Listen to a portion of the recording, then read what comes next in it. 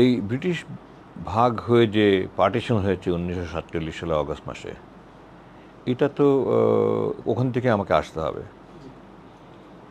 দেখেন, এই যখন সীমানা চিহ্নিত হয়েছে পাকিস্তান ভারত, তখন এটাকে র্যাটক্লিফ কমিশন বলে। ব্রিটিশ লর্ড র্যাটক্লিফ উনি এটার সীমানা চিহ্নিত করেছেন। এবং এটা জনশ্রুতি আছে যে উনি নেহরুর সাথে বসে বসে মদ খেয়ে মাতাল হয়ে অঙ্কন করেছেন সীমানাটা, এবং এই জন্য সীমানাটা অনেক আঁকাবাঁকা। এবং ভারত কংগ্রেস ষড়যন্ত্র করে এটা করেছে, জনশ্রুতি আছে যে ষড়যন্ত্র করে করেছে। এবং তারা অনেক গুরুত্বপূর্ণ স্থাপনা, পাহাড়গুলো তাদের মধ্যে নিয়েছে, গুরুত্বপূর্ণ জায়গাগুলো তাদের মধ্যে নিয়েছে। যেমন পশ্চিম কলকাতা আমাদের মধ্যে আসা কথা ছিল, নদিয়া, পশ্চিম দিনাজপুর এগুলি আসা কথা ছিল।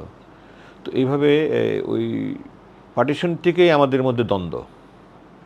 তারা ব্রিটিশরা এমনভাবে পার্টিশন করে দিয়ে গেছে, বিভাগ করে দিয়েছে, সীমানা নির্ধারণ করে দিয়েছে যে সেই 47-এর শুরু থেকেই দুই দেশের মধ্যে সংঘাত, দ্বন্দ্ব। এবং এই জন্য 47-এই কিন্তু যুদ্ধ শুরু হয় প্রথম কাশ্মীরে ওখানকার নিয়ন্ত্রণ নিয়ে।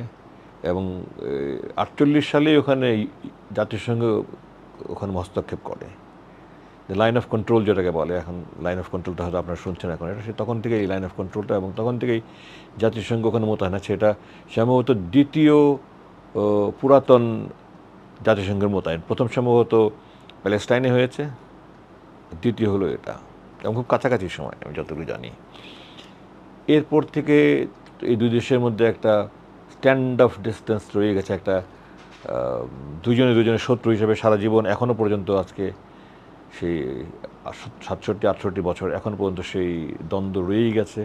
কখনো এটা মাথাচাড়া দেয়, কখনো এটা একটু স্তীমিত হয়।